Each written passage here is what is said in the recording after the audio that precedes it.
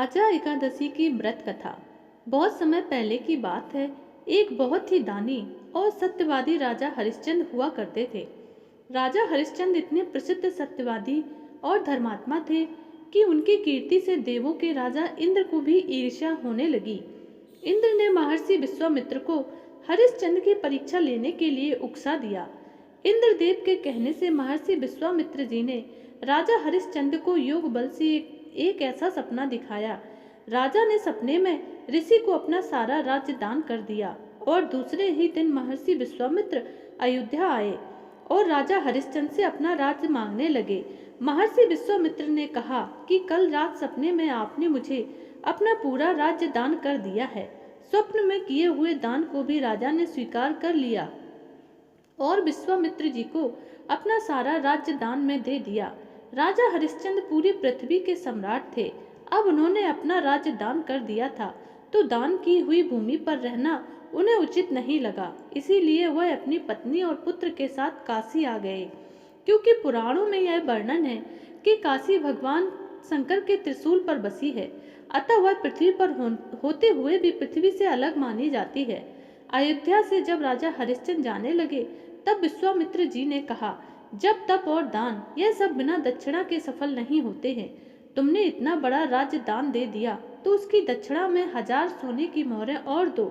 राजा हरिश्चंद्र के पास अब कोई धन नहीं था। पूरा राज्य दान करने के साथ राज्य का सारा धन भी वह दान कर चुके थे।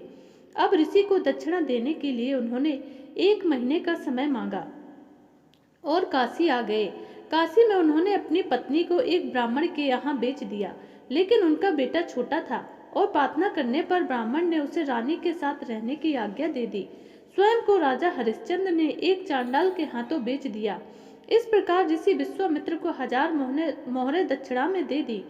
महारानी ब्राह्मण के घर में दासी का काम करने लगी और चांडाल के सेवक होकर राजा हरिश्चंद्र शमशान घाट की चौकीदारी करने लगे। वहां जो भी मुर्दे आते उन्हें जलाने का काम चांडाल ने उन्हें सौंप दिया। एक दिन शमशान भूमि की तरफ गौतम ऋषि आए। राजा हरिश्चंद्र ने ऋषि को प्रणाम किया।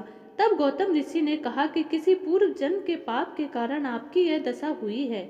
यदि आप भाद्रपद कृष्ण पक्ष की एकादशी का व्रत करो और अजा एकादशी की कथा सुनो तो इससे आपका उद्धार हो जाएगा। राजा ने ऋषि की बात मानी और अजा एकादशी का व्रत करने लगे। एक दिन राजकुमार ब्राह्मण की पूजा के लिए फूल चुन रहा था और उसे अचानक सांप ने काट लिया। सांप का विष उसके अंदर फैल गया और वह मरकर भूमि पर गिर पड़ा। महारानी सभ्या को कोई धीरज देने वाला भी नहीं था और न ही उनके पुत्र को शमशान तक पहुंचाने वाला कोई था। वह रोती बिलखती हुई अपने पुत्र को हाथों में उठाकर अकेली रात के समय शमशान पहुंची। राजा हरिश्चंद्र वहां आ गए। बेचारी रानी के पास तो अपने पुत्र की देह को ढकने तक का कफन नहीं था। उन्होंने राजा के स्वर को पहचान लिया और गिड़गिड़ा कर कहने लगी, महाराज, यह तो आपका ही पुत्र है जो मरा पड़ा है। मेरे पास कर देने के लिए कुछ भी नहीं है। राजा हरिश्चंद्र को बहुत दुख हुआ, परंतु अपने धर्म पर स्थिर बने रहे। उन्होंने कहा, रानी, मैं यहाँ चांडाल का सेवक हूँ।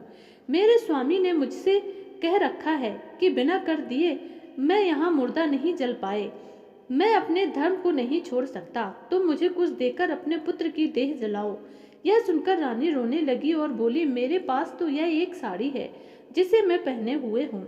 आप इसी में से आधी ले लो। और इतना कहकर जैसे ही रानी अपनी साड़ी फाड़ने लगी वैसे ही भगवान नारायण, इंद्र और धर्मराज युधिष्ठिर महर्षि विश्वामित्र के साथ प्रकट हुए। महर्षि विश्वामित्र ने बताया कि राजकुमार मरा नहीं है। यह सब तो ऋषि ने योग माया से दिखाया था। राजा हरिश्चंद्र को खरीदने वाले चांडाल के रूप में साक्षात धर्मराज थे, साक्षात नारायण का स्वरूप है। उन्होंने कहा, अजा एकादशी के व्रत के प्रभाव से तुम्हारे सभी पाप नष्ट हो गए हैं। सत्य के प्रभाव से राजा हरिश्चंद्र महारानी सभ्या के साथ भगवान के धाम चली गईं और महर्षि विश्वामित्र ने राजकुमार को अयोध्या का राजा बना दिया। तो यह थी भाद्रपद कृष्ण पक्ष अजा एकादशी की व्रत कथा।